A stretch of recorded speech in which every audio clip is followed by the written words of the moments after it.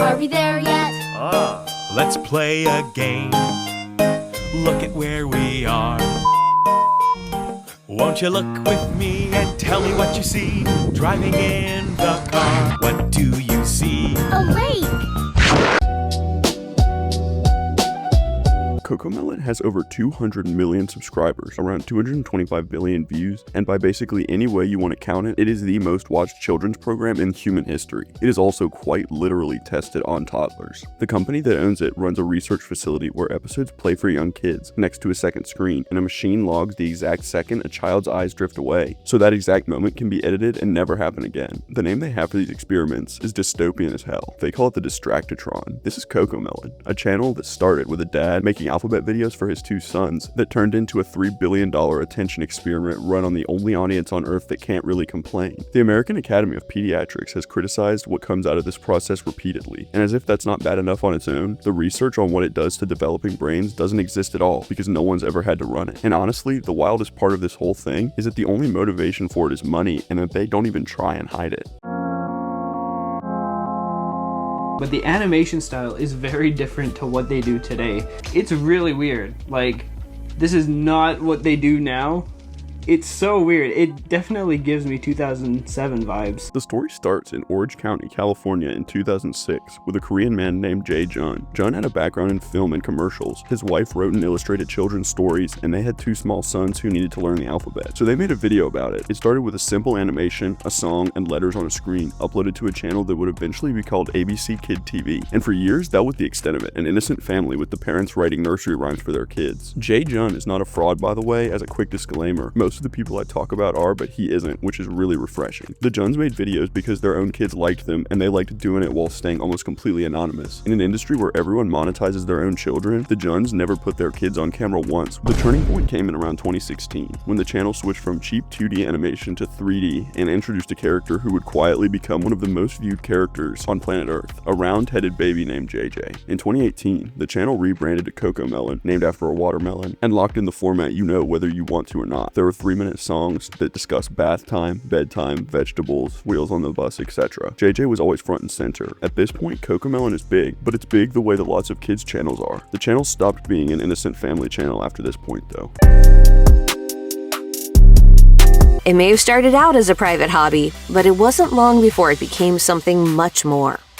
Though Cocomelon has been around for quite some time, the series really took off in more recent years. The entertainment brand knows its audience, and it has evolved over time to better suit it. Specifically, after the creative minds behind Cocomelon made some pretty intense adjustments to the show and online brand, they were rewarded by YouTube's algorithm, which directed more viewers than ever to the show. To understand what happened between 2018 and 2020, you have to understand what a toddler looks like in a recommendation algorithm, because it has no idea that the viewer is actually a toddler. All it sees is a user, and by every single metric YouTube cares about, a 2-year-old is the greatest user physically possible. Think about what the system's actually measuring: watch time, completion, rewatches, and session length. A normal viewer gets bored and clicks away, but a toddler watches the same video about a bath 40 times in a row with total commitment. A toddler doesn't skip or complain. They can't dislike it, and when one video ends, autoplay hands them the next one to a viewer who doesn't know what autoplay even is. The algorithm ran its usual test, noticed Cocomelon was producing retention numbers most creators would sell their soul for, and did what it always does with retention. It poured gasoline on it. The growth here is honestly hard to describe. Through 2019 and 2020, Cocomelon became one of the fastest growing channels in the world. At points, it was pulling in billions of views per month.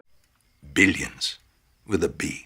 It passed most giants and became the second most subscribed channel on all of YouTube. Then the pandemic locked every family on earth inside with their kids. Netflix licensed the show and watched it camp in their top 10 for months. And then Cocomelon stopped being a YouTube channel and became an empire in millions of homes and in dozens of languages. It was on all day in front of millions of people. And nobody at Cocomelon even intended any of that. The early videos weren't designed by scientists, it was just some dad. The algorithm found the channel, matched it to the most retentive audience physically possible, and locked the two together. The optimization came later, because in the summer of 2020, with the numbers going vertical, Jae Jun did what most of us would do. He sold it.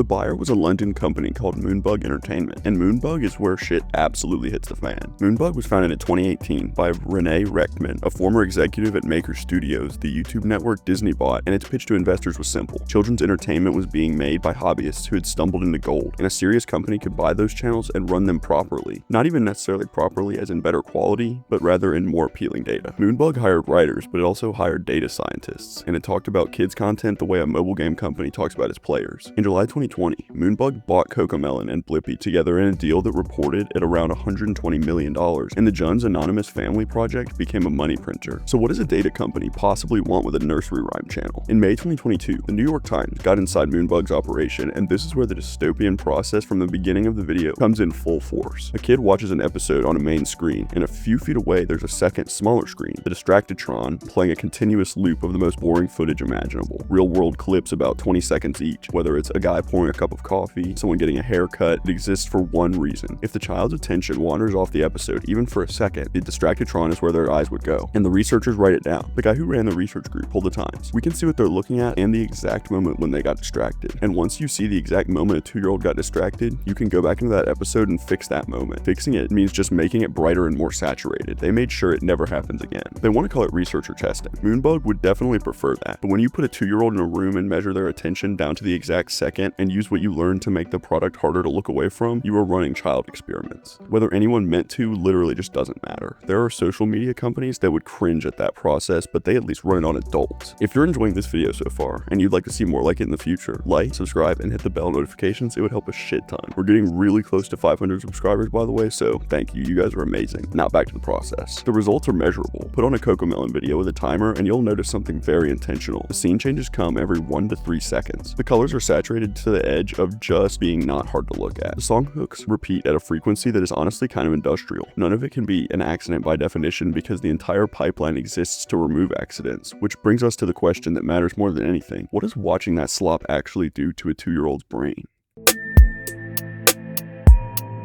My son is almost 2 and I've been letting him watch Cocomelon, but now I had to get him speech therapy so I can get him to talk. There are hundreds and hundreds of anecdotes in which parents mention the exact same problem. The Cocomelon show is so insanely addictive, it's being compared to nicotine and causing developmental issues amongst the kids who can't stop watching. Children's TV expert Jerica Sands calls it the most damaging show a child can watch, explaining the sneaky ways in which they make the show addictive.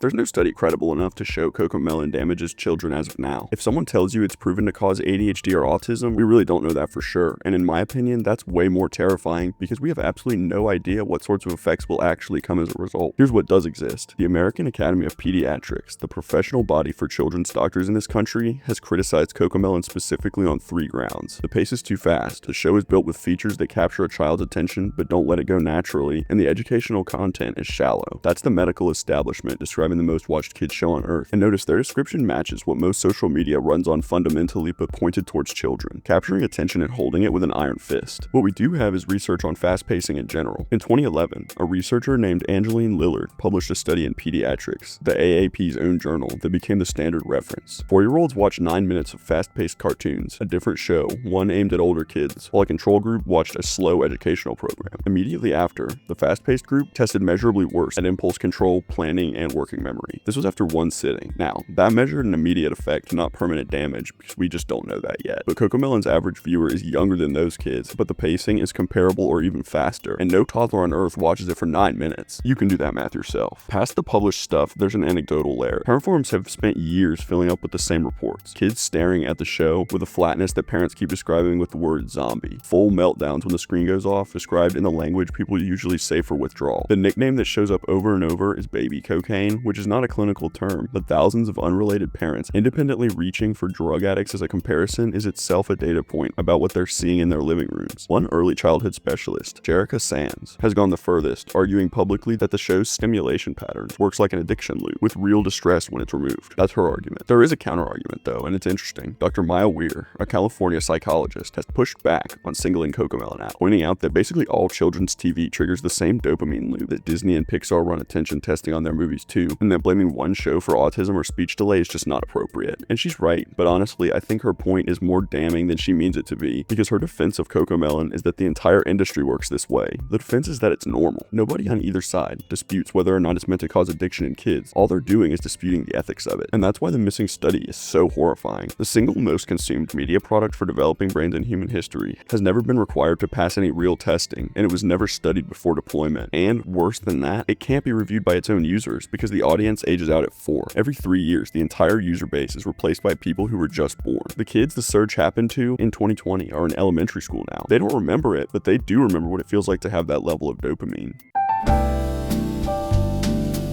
Candle Media is a young firm established in 2021 by 2 alums of Disney's top ranks. However, the company's incredible rise in just 2 years has shocked many. It has spent over $4 billion on a wild buying spree, acquiring industry heavyweights, including Hello Sunshine, Moonbug Entertainment, and Attention.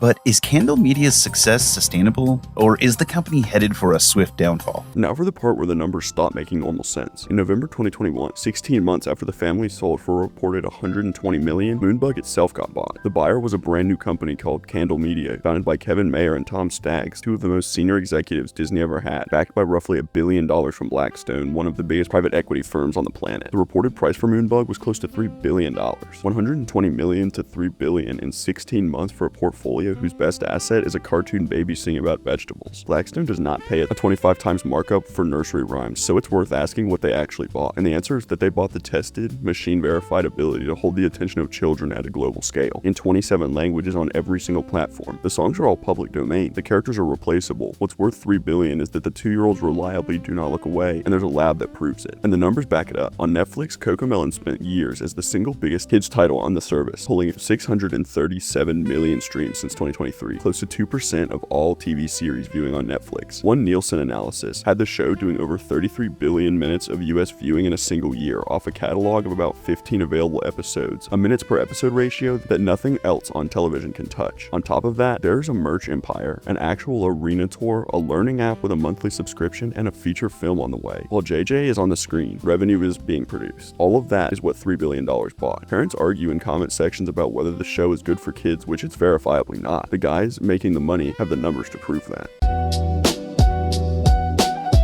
This all sounds like the greatest investment of a lifetime, but it may not be as amazing as it sounds. By 2024, Candle Media was in trouble. The streaming gold rush ended, the strikes stopped production, ad money got weak, and the company reorganized, folding its whole animation business into Moonbug and cutting costs everywhere else. And the reporting around that restructuring included a number that makes the empire a lot more questionable. Candle was carrying about $1.4 billion in debt at 12% interest, and servicing that debt was eating most of what the company earned. Cocomelon at this point was getting the lenders paid above all. Then Kevin Mayer for some reason admitted it. Asked by Semaphore whether the financials had supported the prices Candle paid, Mayer said probably not, and he acknowledged that they'd bought it at the top of the market. On stage in 2025, he went further and complained about YouTube, describing how a tweak in the recommendation engine can move Moonbug's numbers by amounts that should not be possible. Instead of 12 billion views, we get 9 billion views that month. It's so ironic that it's almost embarrassing. The company that built a machine to measure toddler attention down to the exact second is at the will of an algorithm it can't see, predict, or appeal to. Its billionaire owners now experience at corporate scale the exact same lack of control that the toddlers in the audience have been facing this whole time. None of this means Cocomelon's dying though. The show's moved to Disney Plus in 2027. The movie hits theaters February 19th, 2027. There's a Sanrio crossover that launched this January, and the tour keeps touring. And underneath all of it is the one advantage no other franchise on Earth has. Cocomelon never has to worry about its audience growing up and leaving, because the audience replaces itself automatically every 3 years for free. The audience that will watch it in the future is just currently in the process of being born.